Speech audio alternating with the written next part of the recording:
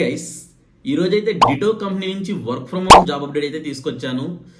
అంతకంటే ముందు మన వీడియోస్ ఎవరైనా కొత్తగా చూస్తున్నట్లయితే ప్లీజ్ సబ్స్క్రైబ్ చేసి పెట్టుకోండి. నేను రెగ్యులర్గా జాబ్ అప్డేట్స్ అనేది పోస్ట్ చేస్తూ ఉంటాను. IT, non IT, work from home job updates.